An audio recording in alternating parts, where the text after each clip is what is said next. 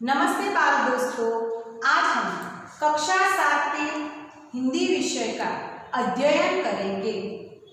बाल दोस्तों, हमारे जीवन को सुविधापूर्ण बनाने में वैज्ञानिकों का महत्वपूर्ण योगदान रहा है। इन वैज्ञानिकों में doctor Homi Bhabha, C V Raman, sir Isaac Newton, Abdul Kalam जैसे वैज्ञानिक हो चुके हैं। आज हम डॉक्टर विक्रम साराभाई के बारे में बातचीत करेंगे, जिसका साहित्य प्रकार है जीवनी। जीवनी यानी कि उनके जीवन में जो भी घटनाएं घटी है, उस घटनाओं को यहाँ पर सुंदर सा निरूपण किया है। बाल दोस्तों, डॉक्टर विक्रम साराभाई का जन्म 12 अगस्त 1912 को अहमदाबाद के उद्योगपति परिवार में हुआ था। उनके पिता का नाम अंबालाल था और उनकी माता का नाम सरला देवी था। बाल दोस्तों, आपको पता है उनके कितने भाई बहन थे? तो उनके 8 भाई बहन थे। डॉक्टर विक्रम साराभाई जब 2 साल के थे, तब गुरुदेव रविंद्रनाथ टैगोर ने उनके बारे में भविष्यवाणी की थी कि यह बालक बड़ा होकर नामांकित यानी कि यशस्वी बनेगा, और उनकी भविष्यवाणी डॉक्टर विक्रम साराभाई ने सच कर दी। जब वे 5 साल के थे, तब अपने पिताजी के साथ शिमला घूमने गए। वहाँ पर उनके पिता के नाम ढेरों चिट्ठियाँ आती थी। इन चिट्ठियों को देखकर डॉक्टर विक्रम साराभाई को लगा कि मेरे नाम भी ऐसी ढेरों चिट्ठियाँ आई, तो उन्होंने कुछ लिफाफों पर अपना नाम लिखकर डाकघर में जाकर डाक कर दिया। फिर तो क्या होना था, उनके नाम भी ढेरों चिट्ठियाँ आने लगी। उनके पिता को जब असलियत की पता चला, तो पहले तो उन्हें हंसी आई, लेकिन बाद में जब उनकी सफलता की तीव्र इच्छा को जाना, तो उन्हें आनंद भी हुआ।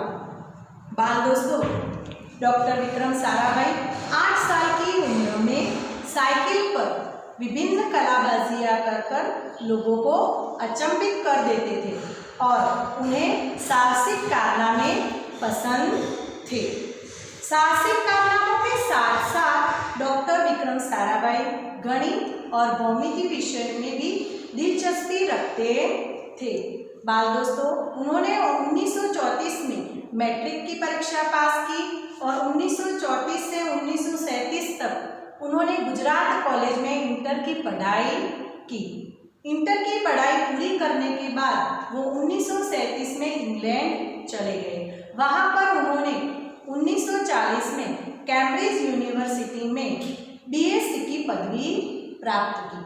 जब दूसरा विश्व युद्ध शुरू हुआ, तो डॉक्टर विक्रम साराभाई भारत लौट आए और भारत लौट आने के बाद उन्हें डॉक्टर सीवी रामन और होमी भाभा का सानिध्य मिला। उनके सानिध्य में वे राष्ट्रीय आंदोलन से बहुत ही प्रभावित हुए। उसके बाद उन्होंने 1942 में मृणालिनी स्वामीनाथन के साथ विवाह सूत्र से बन गई। बाल दोस्तों, आपको पता है उन्होंने अंतरिक्ष की गहराइयों से आने वाले रहस्यमय किरणों पर अनुसंधान करके कैम्ब्रिज यूनिवर्सिटी में उन्होंने पीएचडी की थी।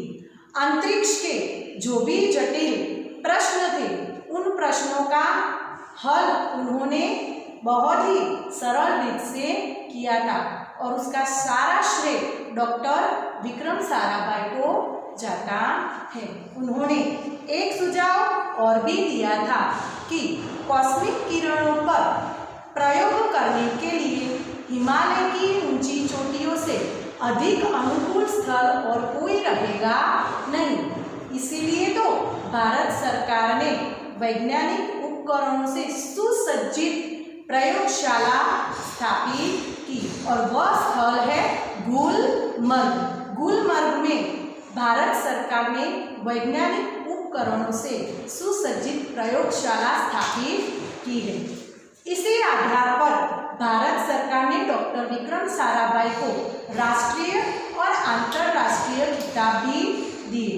बाल दोस्तों, इन राष्ट्रीय और अंतर्राष्ट्रीय खिताबों में 1962 को उन्हें शांति स्वरूप भटनागर और इसके बाद उन्हें पद्म भूषण और पद्म विभूषण जैसे राष्ट्रीय खिताब भी मिले हैं। बाल दोस्तों, डॉक्टर विक्रम साराभाई ने अपना पूरा जीवन भारत और विज्ञान के नाम समर्पित कर दिया, लेकिन एक वो दिन आ ही गया और वो दिन था 21 दिसंबर 1972। वह जब त्रिवेंद्रम के लॉन्चिंग स्टेशन थुम्बा में गए थे तो एक रात होटल में ठहरे और वहाँ पर उनके हृदय की गति रुकने से उनकी मृत्यु हो गई। बाल दोस्तों, ऐसे महान विभूति को हमारा शत शत नमन। बाल दोस्तों, आपने ये पाठ तो समझा, लेकिन यहाँ पर मैंने कुछ कठिन शब्दों का लेखन किया है, जैसे कि यशस्वी यानी कि नामी, यशवान, सफल। उसके बाद दूसरा है प्रतिष्ठित यानी कि नामांकित। तीसरा है कलाबाजिया यानी कि कर्तव्य। दिलचस्पी यानी कि रुचि। जटिल यानी कि कठिन। साथ ही साथ हम यहाँ पर विलोम शब्द देखेंगे। पहला विलोम शब्द है महान, तो उसका विलोम हुआ तुच्छ।